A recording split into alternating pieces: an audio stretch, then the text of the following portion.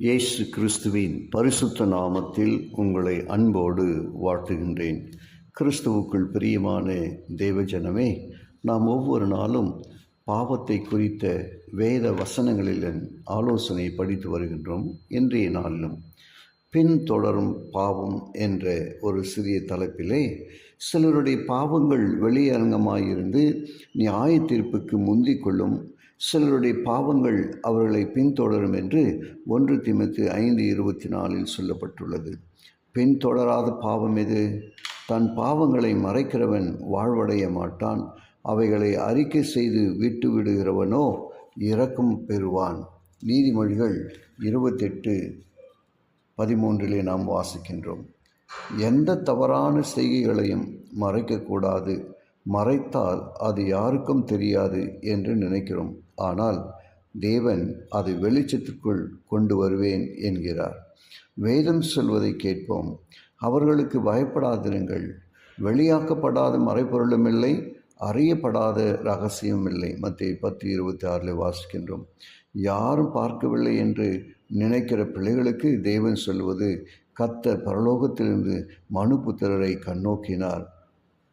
142 சங்கீதம் 2 இவ்விதமாய் சொல்லுது. நீ ஆகாயத்துக்கு ஏறினாலும் நான் அங்கே இருப்பேன், பாதாளத்தில் இறங்கினாலும் அங்கேயும் இருப்பேன். சங்கீதம் 139:7-10 நாம் வாசிக்கின்றோம். கர்த்தரின் கண்கள் 7, சகரியா 4:10 நாம் கவனமாய் வாசிக்க வேண்டும். வெளிப்பாடு 5:6 அவ்விதமாகவே சொல்லப்படுகிறது. தப்பவே முடியாது. அவன் மன்னிப்பதற்கு கிருபை மிகுந்தவராய் இருக்கிறார்.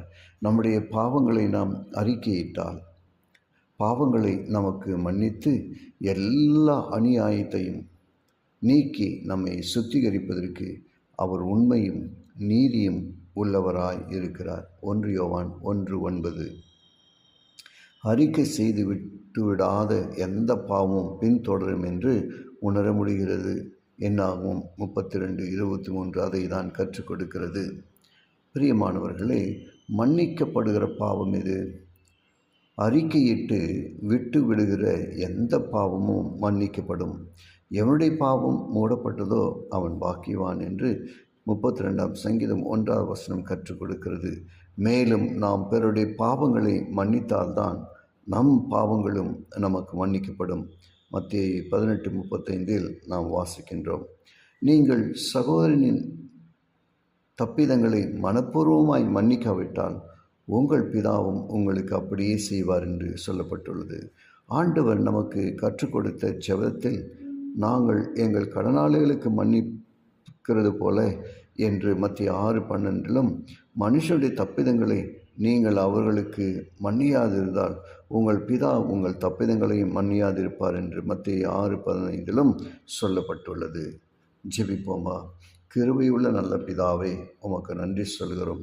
உடைய வார்த்தையின் வழியாக இந்த நாளிலும் கூட ஆண்டவரை நாங்கள் கற்றுக்கொண்ட அனைத்து காரியங்களுக்காக ஸ்தோத்திரிக்கிறோம். தொடர்ந்து எங்களை ஆசீர்வதிக்கும் ஆண்டவருடைய சமூகத்தில் இருக்கிற வண்ணமாக எங்களை ஒப்புக் கொடுக்கிறோம். உம்முடைய நாமம் மாத்திரம் மகிமைப்படுவதாக. துதி கனம் மகிமையெல்லாம் உமக்கு ஆண்டவரே. இயேசுவின் வழியாய் ஜெபிக்கிறேன் ஜீவனுள்ள நல்ல பிதாவே. ஆமென்.